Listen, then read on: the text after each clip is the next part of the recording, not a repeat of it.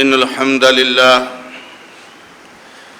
نحمده ونستعينه ونستغفره ونعوذ بالله من شرور أنفسنا ومن سيئات أعمالنا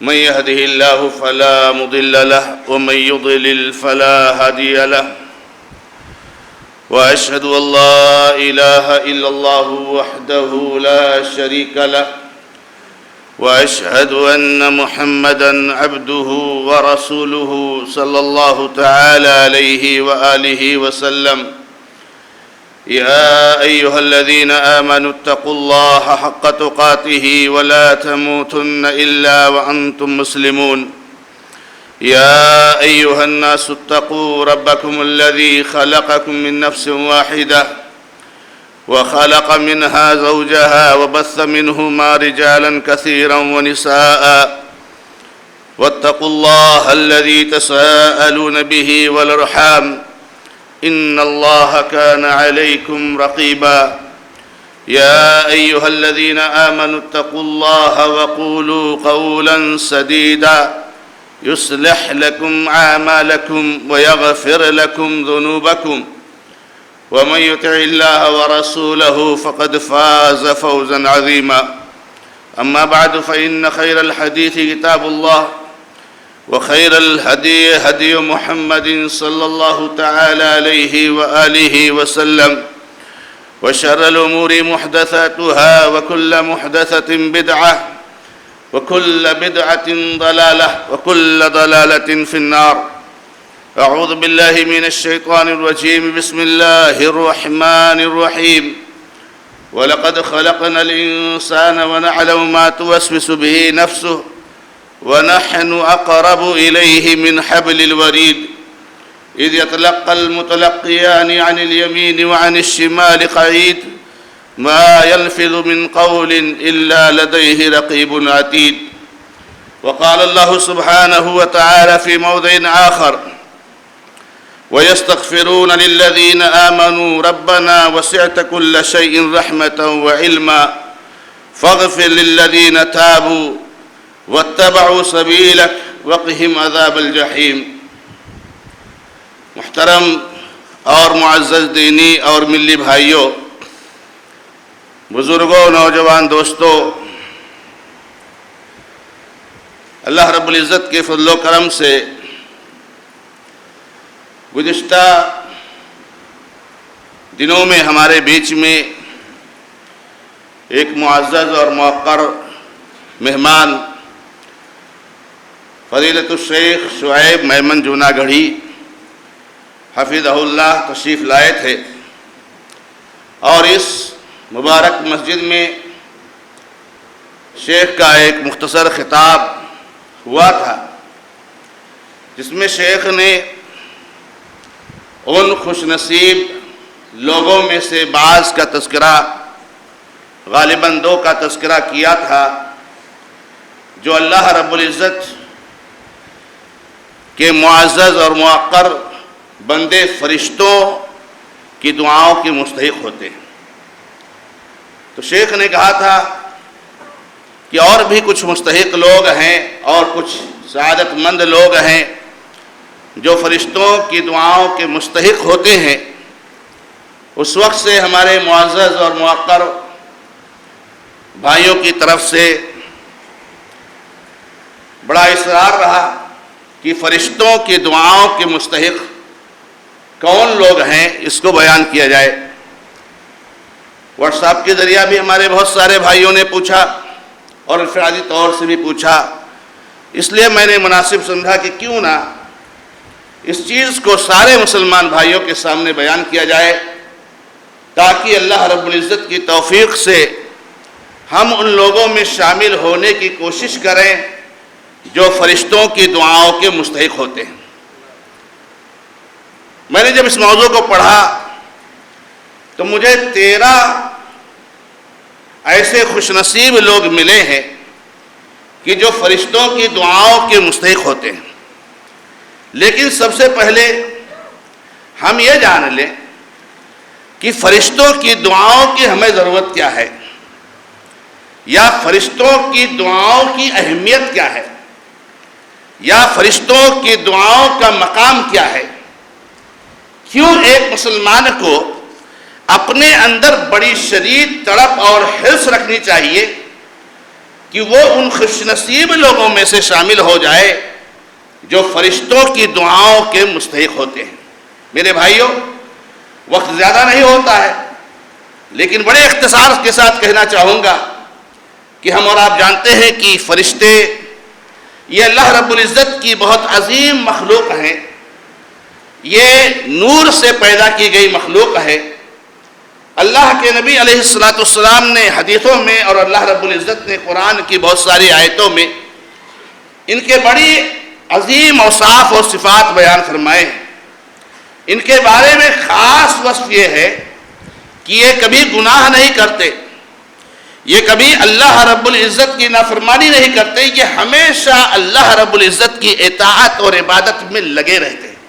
لا یعصون اللہ ما امرهم ویفعلون ما یؤمرون۔ ان فرشتوں کے ذریعے سے اللہ رب العزت نے مسلمانوں کی بڑی مدد فرمائی ہے اور بہت ساری قوموں اور بہت سارے لوگوں کو ہلاک و برباد بھی کیا ہے۔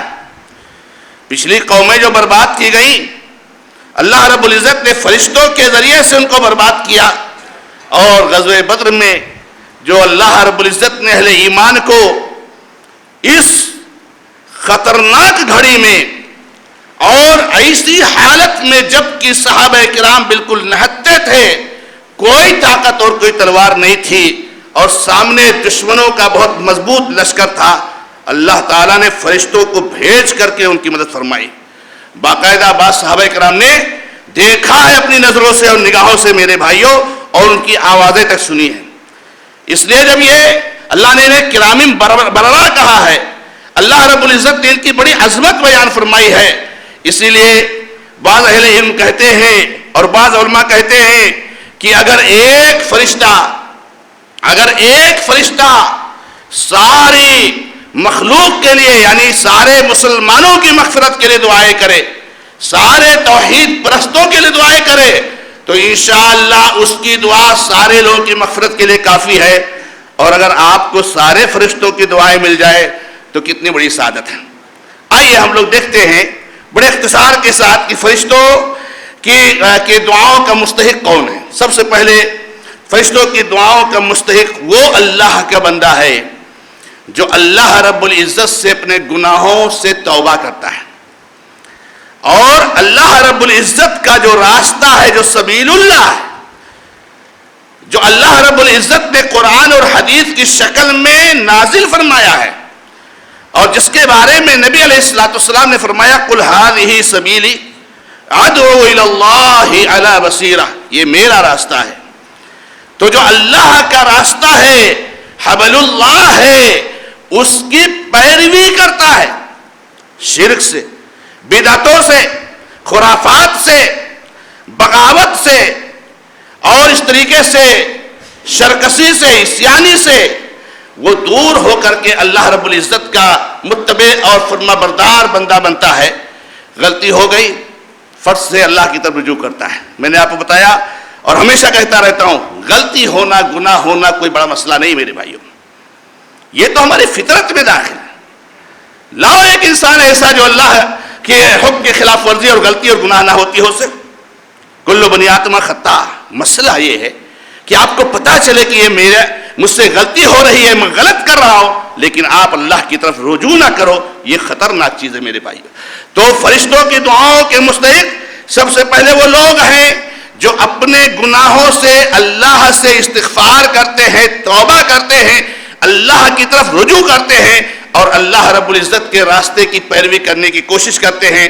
اللہ رب العزت نے فرمایا، جو آیت کریمہ کا حصہ میں نے آپ کے سامنے پیش کیا، کہ وہ استغفار کرتے ہیں ان لوگوں کے لیے جو ایمان لائے، اور کہتے ہیں ربنا وسعت کل شیء رحمتا وعلما، اے ہمارے رب تو وسیع ہے، ہر چیز کو تیری رحمت پہنچی ہوئی ہے، ہر چیز کو تیرا علم پہنچا ہوا ہے۔ فاغفر للذین آمنوا فاغفر للذین تابوا واتبعوا سبیلک وقہم عذاب الجحیم۔ تو اللہ یہ کون دعا کر رہے ہیں؟ یہ فرشتے دعا کر رہے ہیں، حملۃ العرش بھی دعا کر رہے ہیں، کہتے ہیں اللہ تو ان مسلمانوں کو، ان مومنوں کو جو ایمان لائے اور جنہوں نے اپنے گناہوں سے توبہ کیا اور تیرے راستے کی پیروی کی، ان کے گناہوں کو تم معاف کر دے۔ اب آپ ذرا تصور کیجئے، تھوڑا سا اس کی گہرائی میں جائیے کہ ہمارے لیے فرشتے اگر اللہ تعالیٰ سے کہیں کہ اللہ اس کے گناہوں کو معاف کر دے، یہ کتنی بڑی سعادت کی بات ہے میرے بھائیوں۔ اور کیا کہا فرشتوں نے؟ وَقِهِمْ عَذَابَ الْجَحِيمِ، اے اللہ انہیں جہنم کے عذاب سے بچا لے۔ اگر آپ کے لیے فرشتہ اللہ رب العزت سے جہنم کے عذاب سے حفاظت کی دعا کر دے، انشاءاللہ تبارک و تعالی آپ کی جہنم کے عذاب سے حفاظت ہوگی میرے بھائی۔ آئیے دوسرے وہ خوش نصیب لوگ جو فرشتوں کی دعا کے مستحق ہیں، وہ ہے معلم الناس الخیر و طالب الخیر، علم کا حاصل کرنے والا اور لوگوں کو علم دینے والا، علم سکھانے والا، علم کو طلب کرنے والا، خیر کو طلب کرنے والا اور خیر کو بانٹنے والا، خیر کو سکھانے والا۔ میرے بھائیوں، علم دین کا سیکھنا ہمارے اوپر فرض ہے اللہ کے بندوں۔ آپ بزنس کر رہے ہو، آپ جاب کر رہے ہو، آپ کچھ بھی کر رہے ہو، ہر شخص پر فرض ہے کہ علم دین کو سیکھے، بنیادی مسائل کو سیکھے، عقیدے کو سیکھے، توحید کو سیکھے، اور جو ہے کیا نام ہے وہ اللہ رب العزت نے جو ہمارے اوپر فرائض فرض کیے ہیں ان کی بنیادی جو ہے کیا نام ہے کیا تفصیلات ہیں اس کو جانے۔ نماز کیسے پڑھنی چاہیے میرے بھائیوں؟ تو معلم الناس الخیر و طالب العلم طالب الخیر، خیر کو طلب کرنے والا، علم کو طلب کرنے والا، علم کو تلاشنے والا اور علم کو تقسیم کرنے والا، دعوت و تبلیغ کا کام کرنے والا، شرک کی تردید کرنے والا، بدعتوں کی تردید کرنے والا، توحید کو پھیلانے والا، سنت کو پھیلانے والا۔ اللہ کے نبی محمد رسول اللہ صلی اللہ علیہ وسلم فرماتے ہیں، صحیح مسلم کی روایت ہے، ان اللہ و ملائکتہ اہل السماوات والارض حتی النملۃ فی جحرہا وحتی الحوت، اللہ تبارک و تعالی رحمت کی بارش کرتا ہے اور اللہ کے فرشتے اللہ کی رحمت کی دعا کرتے ہیں، اور فرشتے ہی نہیں سارے آسمان اور زمین کی مخلوقات، یہاں تک کہ چیونٹیاں اپنے بلوں میں سوراخوں میں، اور یہاں تک کہ مچھلیاں پانی کی تہ میں، یہ اللہ رب العزت سے دعا کرتے ہیں رحمت اور مغفرت کی۔ کس کے لیے؟ علی معلم الناس الخیر، لوگوں کو بھلائی سکھانے والے کے لیے۔ اور بعض روایتوں میں طالب العلم کا لفظ ہے کہ یہ سارے کے سارے اللہ رب العزت سے رحمت اور مغفرت کی دعائیں کرتے ہیں، جو لوگوں کو بھلائی سکھاتا ہے اور جو علم حاصل کرتا ہے، خیر کو طلب کرتا ہے میرے بھائیوں۔ لہذا ہمیں چاہیے کہ ہم ان لوگوں میں سے شامل ہوں، اور ہم ان لوگوں میں شامل ہوں جو لوگ علم سیکھتے ہیں اور جو لوگ علم دوسروں کو دیتے ہیں۔ آپ بھی علم دے سکتے ہو میرے بھائی۔ آپ کا پڑوسی نماز نہیں پڑھ رہا ہے، اللہ رب العزت کا کرم اور احسان ہے کہ اللہ تعالیٰ نے آپ کو نماز کی توفیق عطا فرمائی۔ بڑے پیار محبت کے ساتھ پڑوسی کو سمجھاتے رہیے، میرے بھائی نماز کی اہمیت ہے، یہ فضیلت ہے، یہ نماز کا مقام ہے۔ آپ یہ جو سکھا رہے ہیں، بتا رہے، یہ معلم الناس الخیر، خیر سکھانے والا میرے بھائیوں۔ لیکن خیر ہونا چاہیے اللہ کے بندو، شرک توحید کے نام پر شرک نہیں پھیلانا چاہیے، توحید کے نام پر توحید ہی پھیلانا چاہیے، سنت کے نام پر سنت ہی پھیلانا چاہیے، سنت کے نام پر بدعت نہیں پھیلانا چاہیے۔ آج اکثر مسلمانوں کا حال یہ ہے کہ توحید کے نام پر شرک پھیلاتے ہیں اور سنت کے نام پر بدعتیں پھیلاتے ہیں، حق کے نام پر باطل پھیلاتے ہیں۔ میرے بھائیوں اس کا کوئی ثواب نہیں ملے گا، اور یہ فرشتوں کی دعاؤں کی نہیں بلکہ بد دعاؤں کے مستحق ہوں گے۔ اور آپ کو میں بتا دوں، میں کہنا رہ گیا کہ جیسے فرشتے دعائیں کرتے ہیں ویسے بد دعائیں بھی کرتے ہیں۔ انشاءاللہ ایک خطبہ اس پر ہوگا کہ فرشتوں کی بد دعاؤں کا کون مستحق ہوتا ہے۔ تو میرے بھائیوں یہ دوسرا خوش نصیب شخص ہے جو فرشتوں کی دعاؤں کا مستحق ہوتا ہے۔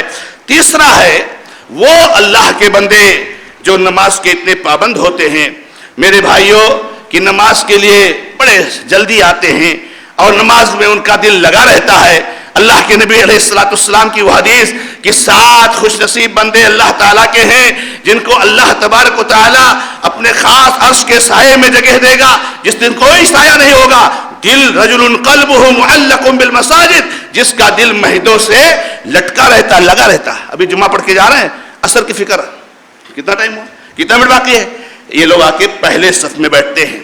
تو میرے بھائیو، اللہ کے نبی علیہ السلام کی روایت ابو داؤد اور دوسری روایتوں میں کہ اللہ کے نبی علیہ السلام فرماتے ہیں کہ فرشتے اس شخص کے لیے رحمت اور مغفرت کی دعائیں کرتے ہیں جو نماز کے پہلی صفوں میں ہوا کرتے ہیں اور پہلی صف میں ہوا کرتے ہیں.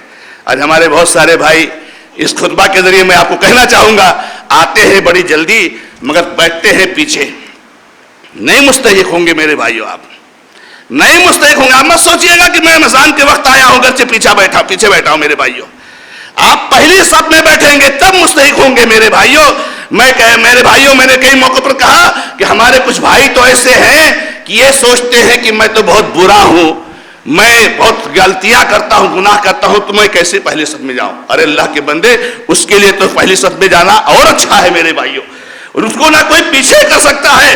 اللہ تعالیٰ تو گنہگاروں کو اور زیادہ استقبال کرتا ہے. اللہ کے بارے میں ہم نہیں سنتے کہ جب ہم اللہ کی طرف چل کر کے جاتے ہیں اللہ دوڑ کر آتا ہے. اللہ تعالیٰ بندے کی توبہ سے اتنا خوش ہوتا ہے جتنا وہ آدمی اپنے سواری کے پانے سے خوش ہوتا ہے جس کی سواری اس کے ساز و سامان کے ساتھ غائب ہو گئی تھی. میرے بھائیو، تو اللہ کے بندو، آؤ تو پہلی صف میں بیٹھو. پہلی صف پوری ہو گئی، دوسری صف میں بیٹھو. دوسری پوری ہو گئی، تیسری میں بیٹھو، چوتھی میں بیٹھو. یہ ترتیب ہے ہماری صف بندی کی، یہ ڈسپلن ہے اور یہ سسٹم ہے ہماری صف بندی کی. تو یہ تیسرا خوش نصیب شخص ہے جو اس کا مستحق ہوتا ہے. چوتھا خوش نصیب شخص ہے میرے بھائیوں جو صفوں کو جوڑتا ہے. صفوں میں اگر کہیں کچھ کمی ہے، کہیں دراڑ ہے، کہیں خالی جگہ پر کر دیتا ہے. آج تو لوگ دراڑ پیدا کرتے ہیں. تھوڑا دور ہو جاؤ، تھوڑا ادھر ہو جاؤ.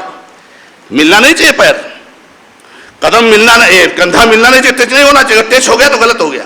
اور حقیقت میں یہ ہے میرے بھائیوں، بعض مسجدوں میں جائیے، اگر بدن سے بدن لگ گیا، کندھا لگ گیا یا قدم لگ گیا، بدک جاتے ہیں. جس سے لگتا ہے کیا ہو گیا.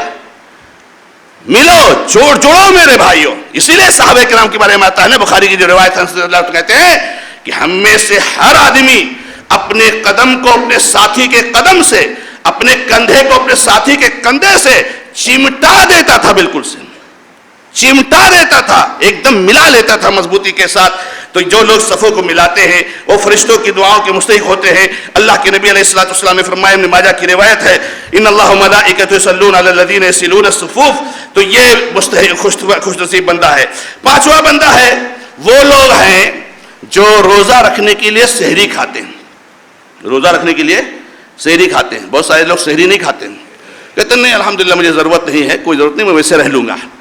نہ ضرورت ہو تب بھی کھاؤ. کچھ نہیں کھا سکتے ہو، 1-2 لقمہ کھاؤ. کچھ نہیں کھا سکتے ہو، 1-2 گھونٹ پانی پیو. کچھ نہیں کھا سکتے ہو، 1-2 کھجور کھاؤ.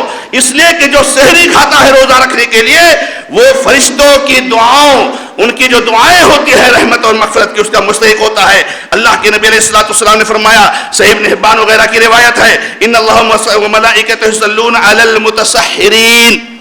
سحری کھانے والوں کے لیے فرشتوں کی دعائیں رحمت اور مغفرت ہوتی ہے میرے بھائیوں. اور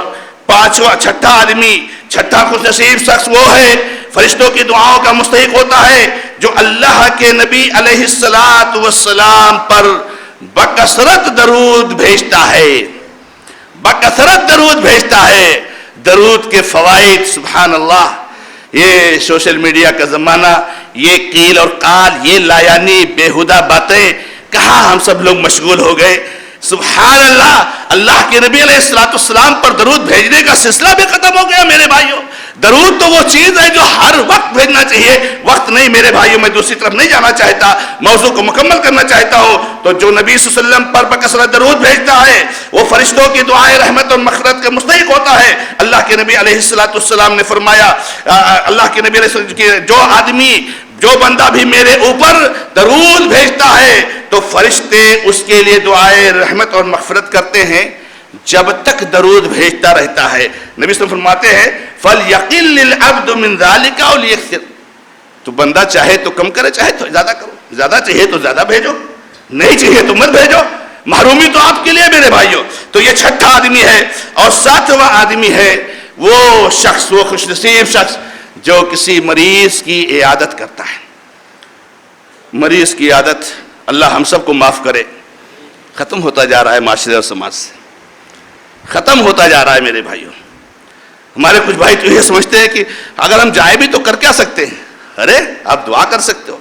کیا نبی صلی اللہ علیہ وسلم نے نہیں فرمایا کہ جب کوئی کسی مریض کے لیے 7 مرتبہ کہتا ہے اسأل اللہ العظیم رب العرش العظیم ایشفیک، اگر اس کے مرنے کا وقت نہیں آیا ہے اللہ اس کو شفا دے کر کے رہے گا میرے بھائی۔ مریض کی عادت کی فضیلت دیکھیے، اللہ کے نبی فرماتے ہیں ما من رجل یعود مریضا، یعنی حدیث لمبی ہے، جو صبح عیادت کرنے کی بات ہے اور شام عیادت کرنے کی بات ہے، ابو داؤد کی روایت ہے۔ نبی صلی اللہ علیہ وسلم فرماتے ہیں الا خرج معه 70,000 ملک، 70,000 فرشتے آپ کے ساتھ جاتے ہیں، 1 2 3 4 70,000 فرشتے آپ کے ساتھ رہتے ہیں، یستغفرون له، اور اس کے لیے دعائیں مغفرت کرتے ہیں، اللہ اس کے گناہ کو معاف کر دے۔ صبح جاتے ہو تو آپ کے ساتھ 70,000 فرشتے رہتے ہیں، اور جانتے ہو کتنا ٹائم آپ نے عادت کی ہے؟ آدھا گھنٹہ، 10 منٹ، 15 منٹ، 1 گھنٹہ۔ وہ کب تک کرتے رہتے دعائیں مغفرت؟ شام تک کرتے رہتے ہیں۔ آپ نے صبح عیادت کی، 70,000 فرشتے آپ کی مغفرت کے لیے شام تک کرتے ہیں، اور شام کو عیادت کی تو صبح تک 70,000 فرشتے آپ کی رحمت اور مغفرت کے لیے دعا کرتے ہیں۔ اللہ تعالی ہم کو توفیق عطا فرمائے میرے بھائیوں۔ اور 8واں وہ خوش نصیب بندہ اللہ کا ہے جو سبحان اللہ مسجد میں جلدی آتا ہے، نماز کے انتظار میں، نماز کے انتظار میں مسجد میں جلدی آتا ہے۔ آپ جائیے، کوئی لہو لعب ہو رہا ہو، کوئی اور ڈرامہ ہو رہا ہو، تو ہمارے بھائی آدھا گھنٹہ پہلے، 1 گھنٹہ پہلے، پون گھنٹہ پہلے، 15 منٹ پہلے جلدی آگے کی کرسی ملنے چاہیے، پیچھے نہیں بیٹھوں گا میں۔ ارے فرشتوں کی دعائیں لینی ہو، دعائیں رحمت اور مغفرت لینی ہو تو اس گھر میں، اس جگہ پہ آ کر کے اللہ رب العزت کی عبادت کا انتظار کرو میرے بھائیوں۔ اللہ کے نبی علیہ السلام فرماتے ہیں کہ فَإِذَا دَخَلَ الْمَسْجِدَ، لمبی حدیث ہے، كَانَ فِي صَلَاةٍ مَا كَانَتِ الصَّلَاةُ تَحْبِسُ، جب آپ مسجد میں آتے ہو تو آپ جب تک بیٹھے رہتے ہو نماز کے انتظار میں، آپ نماز میں رہتے ہو، آپ کا نماز کا ثواب ملتا ہے، وقت ضائع جاتا ہے۔ وہ تو نہیں، ابھی تو باقی جماعت کھڑی، ابھی جا کے کیا کریں گے، ابھی کیا فائدہ جانے کا، یعنی جیسے تو وقت ضائع ہو رہا ہے، نعوذ باللہ۔ ارے آپ جب سے آئے ہو تب سے جمعہ کے پڑھنے کا ثواب پا رہے ہو، جب سے آئے ہو تب سے عصر پڑھنے کا ثواب پا رہے ہو، جب عصر سے پہلے آتے ہو انتظار کرتے ہو۔ اور نبی صلی اللہ علیہ وسلم فرماتے ہو تُصَلِّ الْمَلَائِكَةُ عَلَيْهِ مَا دَامَ فِي مَجْلِسِهِ الَّذِي يُصَلِّ فِيهِ، اور فرشتے اس کے لیے دعائیں مغفرت کرتے رہتے ہیں۔ آپ ذرا سوچو میرے بھائی، آپ مسجد میں بیٹھ کر نماز کا انتظار کر رہے ہو، فرشتوں کی ٹیم رب العالمین سے کہتی ہے اللہ اس بندے کو معاف کر دے، اس بندے کے گناہوں کو بخش دے۔ کتنی بڑی سعادت ہے، مگر شیطان نے ہم کو کہاں بھٹکا دیا ہے، اور کہاں ہم کو بیٹھنا چاہیے، اور ہم کہاں جا کر کے بیٹھ گئے، کہاں جا کر کے ہم کو انتظار کرنا چاہیے، اور کس کا ہم جا کر کے انتظار کر رہے ہیں۔ اللہ رب العزت ہماری اصلاح فرمائے۔ 9واں میرے بھائیوں وہ خوش نصیب بندہ ہے کہ جو رات میں وضو کی حالت میں رات گزارتا ہے۔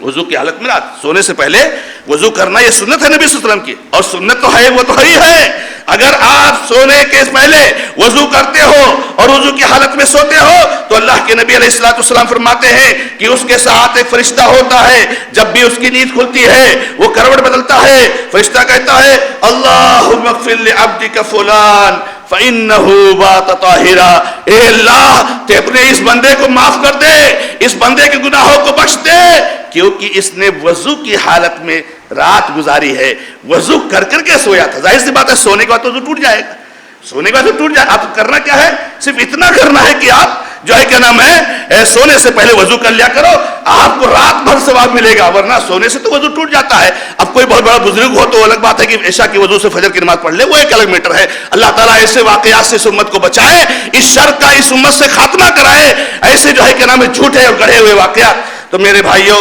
رات میں وضو کی حالت میں سونا یہ فرشتوں کی دعا کا مستحق بناتا ہے۔ نمبر 10 وہ خوش نصیب بندہ ہے کہ جب امام صاحب سلام پھیر دیتے ہیں تو کافی دیر تک اپنی جگہ پہ بیٹھ کے انتظار کرتا ہے۔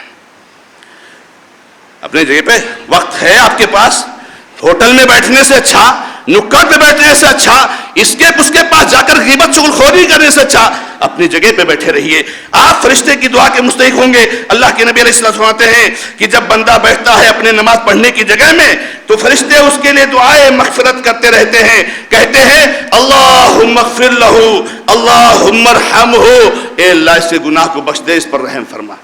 علماء نے لکھا ہے کہ یہ اس شخص کو بھی حاصل ہوتا ہے جو گھر میں نماز پڑھتا ہے، اس لیے کسی میں مسجد کی قید نہیں ہے، جہاں اپنی نماز پڑھ رہی وہاں پڑھنے کی بیٹھ ہے۔ اس لیے ہماری بہنیں، ہماری خواتین، ہماری مائیں جہاں اپنے گھر میں نماز پڑھتی ہیں وہاں جتنی دیر تک بیٹھی رہیں گی فرشتے ان کے لیے دعا کرتے رہیں گے۔ اور اسی طریقے سے 11واں ہے جو فجر اور عصر کی نماز پڑھتے ہیں، یہ تو بہت مشکل کام ہے، یہ اپنے بس کی بات نہیں۔ مغرب بولو پڑھ لیں گے، عشاء بھی پڑھ لیں گے، فجر اپنے بس کی بات نہیں۔ وہ کتنا سنا ہو حدیث ہے، وہ شیطان ایک کان میں پیشاب کرے، دونوں کان میں پیشاب کرے، نبی صلی اللہ علیہ وسلم منافق کی علامت بتائے، اللہ کے نبی علیہ السلام جو کچھ بھی بولے، نہ فجر نہیں۔ نیند کے لیے ہم فجر کو قربان کر دیتے ہیں۔ میرے بھائیوں، لمبی حدیث کو یاد رکھو جس میں اللہ کے نبی علیہ السلام فرماتے ہیں کہ فجر اور عصر میں رات اور فرشتوں کی ڈیوٹی چینج ہوتی ہے اور وہ ملتے ہیں۔ تو جانتے ہو جب اللہ تعالیٰ کے پاس فرشتے جاتے ہیں فجر عصر والے تو اللہ تعالیٰ کہتا ہے میرے بندوں کو کیسا پایا، کس حالت میں پایا؟ تو کہتے ہیں اللہ تیرے بندے ہم گئے بھی تو نماز پڑھ رہے تھے، آئے بھی تو نماز پڑھ رہے تھے۔ تو آخر میں کیا کہتے ہیں؟ فاغفر لہم یوم الدین، اے اللہ اپنے ان بندوں کو جن کو ہم نے نماز کی حالت میں پایا، جاتے ہوئے بھی آتے ہوئے، قیامت کے دن ان کو معاف کر دینا، بخش دینا۔ یہ فرشتوں کی دعا ہے میرے۔ ہم فجر نہیں پڑھتے میرے بھائیوں، یہ ابن خزیمہ ابن حبان وغیرہ کی روایت ہے۔ اور 12واں خوش نصیب شخص ہے کہ جو اپنے کسی مسلمان بھائی کے لیے اس کی عدم موجودگی میں دعا کرے، موجود نہیں ہے، چپکے چپکے اس کے لیے دعا کرتا ہے۔ اللہ کے نبی صلی اللہ علیہ وسلم کی اس حدیث کو یاد رکھو، کئی بار میں نے سنایا ہے کہ مسلمان اپنے بھائی کے لیے عدم موجودگی میں دعا کرتا ہے تو ایک فرشتہ اس کے ساتھ سونپ دیا جاتا ہے، وہ کہتا ہے کہ اے اللہ اس کی دعا قبول کر، اور کیا کہتا فرشتہ؟ اے اللہ اس کو بھی وہ عطا فرما جو اس نے دعا مانگا ہے اپنے مسلمان بھائی کے لیے۔ سبحان اللہ، آپ نے کسی مسلمان بھائی کے لیے اے اللہ میرا بھائی بڑا بیمار ہے اس کو صحت دے دے، اے اللہ میرا بھائی بڑا پریشان حال ہے اس کی پریشانی کو دور کر دے، فرشتہ کہتے ہیں اللہ اس کو بھی صحت دے دے، اس کی بھی پریشانی کو دور کر دے۔ آخری وہ شخص ہے جو اللہ کے راستے میں 13واں، آخری وہ شخص ہے 13واں۔ یہ میں پایا ہوں، ہو سکتا اور بھی 2-4 ہوں، اللہ تعالیٰ کا علم بہت وسیع ہے، تو کہنے کا مطلب یہ ہے کہ 13واں ہے کہ جو اللہ کے راستے میں اپنا مال خرچ کرتا ہے۔ اس حدیث کو یاد کیجئے مسلم کی کہ صبح سویرے 2 فرشتے نازل ہوتے ہیں، ایک فرشتہ کہتا ہے اللہم آتی منفقا خلفا، اور دوسرا فرشتہ کہتا ہے اللہم آتی ممسکا تلفا۔ ایک فرشتہ کہتا ہے اللہ تیرے راستے میں مال خرچ کرنے والے کو تو بہترین بدلہ عطا فرما، اور اے اللہ تیرے راستے میں مال خرچ کرنے سے بخیلی کرنے والے کو برباد کر دے۔ تو یہ فرشتے کی دعا ہے جو اللہ کے راستے میں خرچ کرتا ہے۔ رب العزت سے دعا ہے کہ اللہ تعالی ہمیں اور آپ کو کہنے سننے سے عمل کرنے کی توفیق عطا فرمائے۔ بارک اللہ لی و لکم فی القرآن الکریم ونفعنی و ایاکم بالآیات والذکر الحکیم انہ تعالی جواد الکریم ملک رؤوف رحیم۔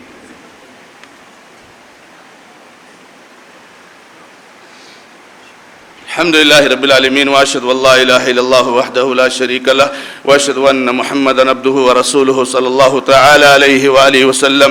اعوذ باللہ من الشیطان الرجیم، بسم اللہ الرحمن الرحیم۔ ان اللہ وملائکتہ یصلون علی النبی یا ایھا الذین آمنوا صلوا علیہ وسلموا تسلیما۔ اللہم صل علی محمد وعلی آل محمد کما صلیت علی ابراہیم وعلی آل ابراہیم انک حمید مجید۔ اللہم بارک علی محمد وعلی آل محمد کما بارکت علی ابراہیم وعلی آل ابراہیم انک حمید مجید۔ ربنا ظلمنا انفسنا وإن لم تغفر لنا وترحمنا لنكونن من الخاسرين۔ ربنا آتنا في الدنيا حسنة وفي الآخرة حسنة وقنا عذاب النار۔ ربنا لا تزغ قلوبنا بعد إذ هديتنا وهب لنا من لدنك رحمة إنك أنت الوهاب۔ ربنا اغفر لنا، اللهم اغفر لنا وللمؤمنين والمؤمنات والمسلمين والمسلمات، اللهم ألف بين قلوبهم وأصلح ذات بينهم وانصرهم على عدوك وعدوهم، اللهم عليك بأعدائك وأعداء الدين، اللهم إنا نجعلك في نحورهم ونعوذ بك من شرورهم۔ أقول قولي هذا وأستغفر الله لي ولكم ولسائر المسلمين فاستغفروه إنه هو الغفور الرحيم۔